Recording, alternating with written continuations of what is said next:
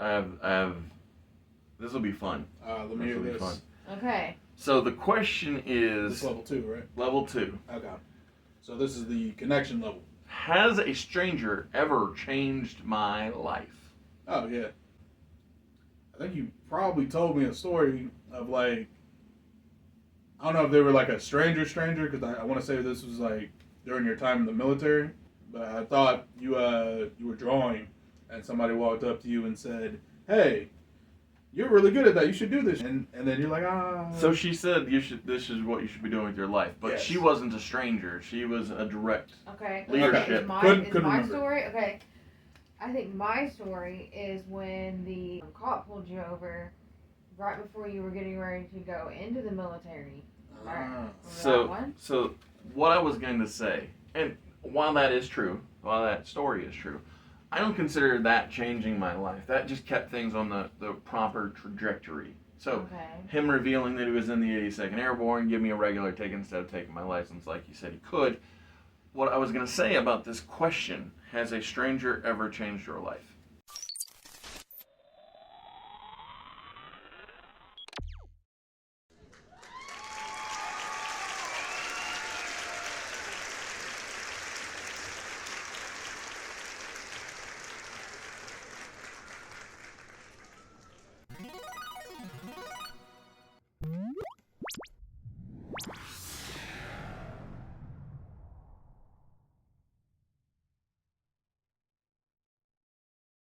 There's something that you have said about me, Oh, which is I've never met a stranger.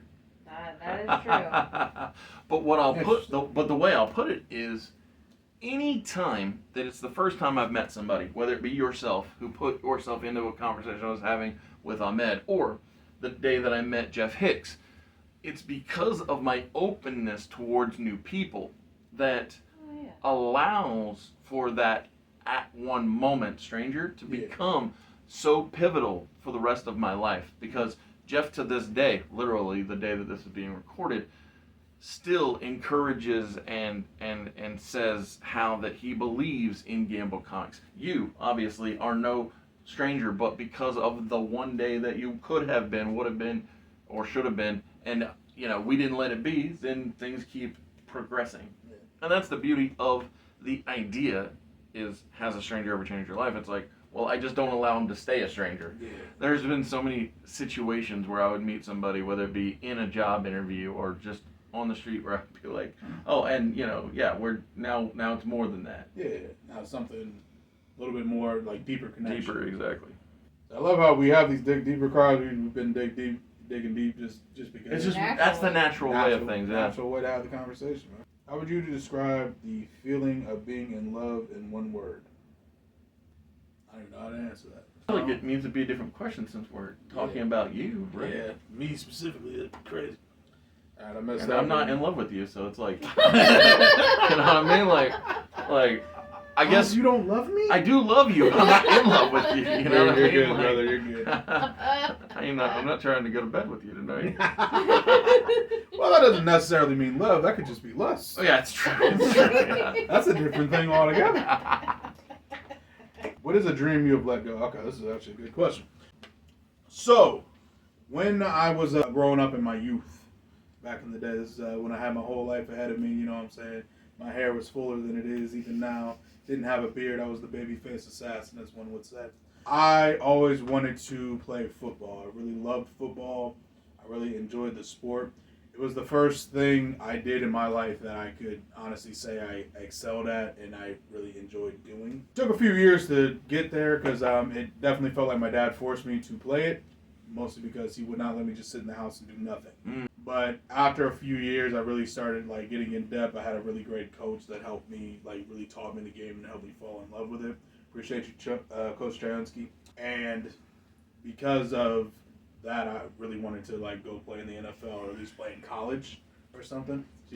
Unfortunately, as has been said many times on this channel, I'm very short, very short. And while I don't necessarily need to be tall to excel at football, it makes it a lot easier when you're bigger and taller to do that. I had to let go of that NFL dream around high school.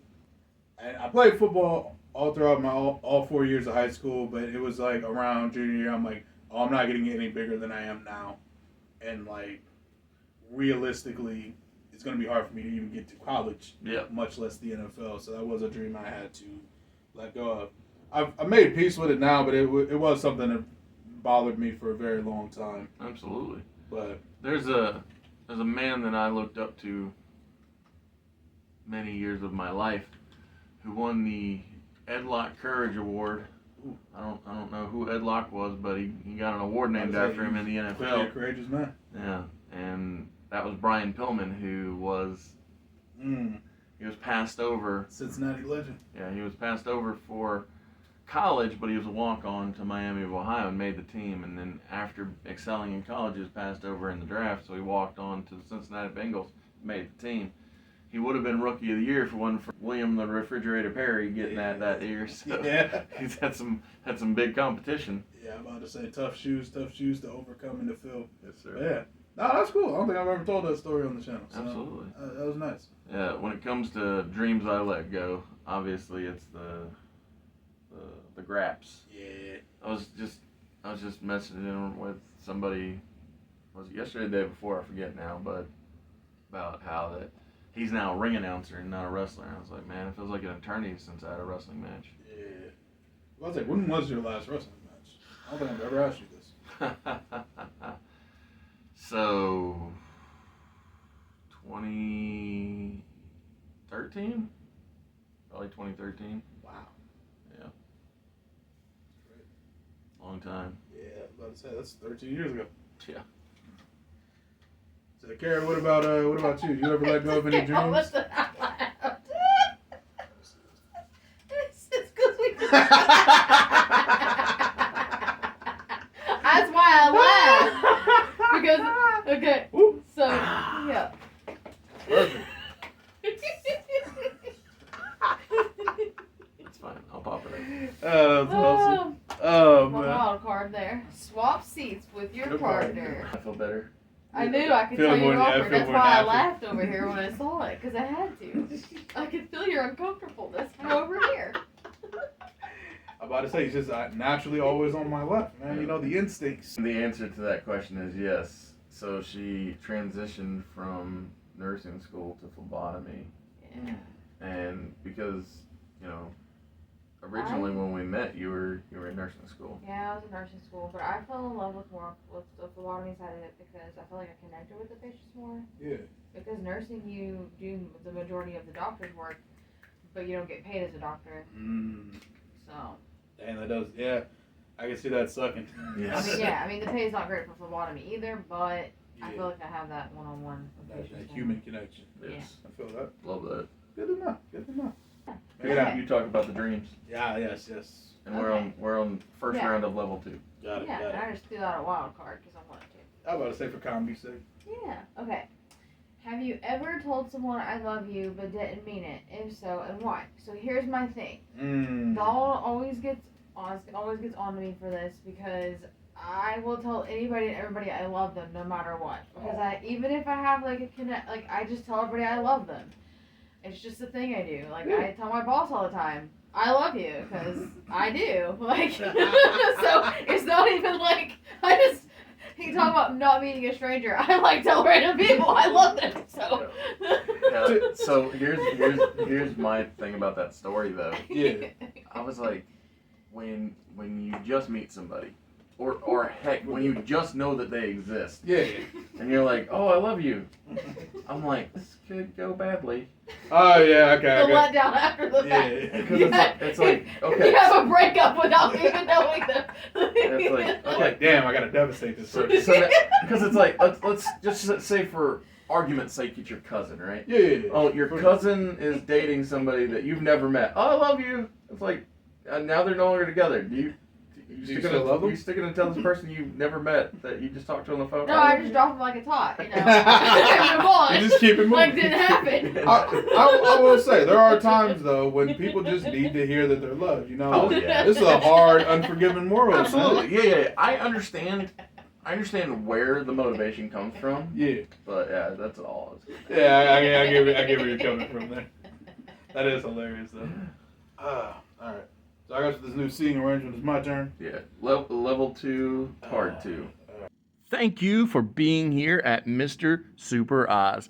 This video is going out, and this channel only exists because I, Oz, founded Gamble Comics, which first release was Everlasting Survivors, a 68-page graphic novel called All Day Long. Available now. Follow the link in the description that will take you to gamblecomics.com. While there, you can get hats, shirts, posters, much, much more. But most importantly, the story itself. Just curious. Are you missing anyone right now, and do you think they're missing you too? Yes, I am missing someone right now. I think if they were still with us, they would miss me as well. I really miss my grandfather every day. He passed away. He didn't even pass away long ago. He passed away like a few years ago now. But yeah, every now and then, there's just like when I'm watching football, when I'm watching track and field, because I used to love watching football and track and field. It was one of the reasons I got so into football when I did. So every time I watch those, he's always on the forefront of my mind. There's my brother recently graduated from college. He would have loved to see that. So yeah, just whenever there's like any big life events with our family, like all of us just kind of, you know, It hits home when they're not there. Yeah, it I hits feel that different. too. Like we just know he'd be proud of us. But yes, so the answer, yes, I do have Absolutely. someone I I feel like miss. we all have that person that. Yeah. Oz? I mean, it's true. I also miss someone who's no longer with us, Mm-hmm. and I think everybody can relate to that. Yeah. So yeah, I get it, Yeah. dude. Absolutely. So I'm gonna on level 2, round 2. I'm gonna read 2 cards because I feel like they are very Okay. interesting. Just interesting. So- in general. Have you changed your mind about anything recently? Okay. And what would you title? What title would you give this chapter in your life? Ooh. And the reason That's actually good. I'm reading both of them is because what I've changed my mind about recently correlates with what I would title this chapter of my life. So what I've changed my mind about recently is every promotion is not to your benefit. And because I've changed my mind about that, that's what I would call this chapter of my life, which is not every promotion is to your benefit. Mm. Because 2 for 2. because if you would put this in the book of my life, Yeah. that's totally what I would call it, is that not every promotion is to your benefit. Because over the last few years, twice I have taken a promotion and it was not The best thing for you. correct. It turned out to be more of a detriment than a positive. Yeah. But it's time to go to round 3 of the cards. Oh, we are. And its subtitle is Reflection, which is hilarious because we've been doing nothing but reflecting Yeah. This whole time. over both round 1 and round 2. I'm going to open round 3 by saying, what do you admire most about me? What do we admire most about you? Yeah, Josiah, what do you admire most about me? This is Super Oz, what do you admire most about me? And before either of you answer, I want to say that on the day we recorded this video, one of my dearest, longest lasting friends in my entire life, who's also my cousin, he texted me and he said, every day that you don't quit is a step closer to success. Oh, that's And beautiful. he said, I admire your persistence. Yeah, tenacity. And I told him, I said, I needed to hear that because almost every day I feel like I've failed when it comes to creating, because I know people that, make hundreds of thousands or millions of dollars, Yeah. and all I do is stay in the negative financially. But yeah, no, I just think this is such a great question. What do you admire most about Oz? Wait a minute. Okay. I'll go ahead and say mine. So, ironically, mine is also about your tenacity. So, it's also your creative mind as well, but that kind of goes hand in hand with your tenacity. For me, I've known how long? We've known each other 4 or 5 years now. I say 5.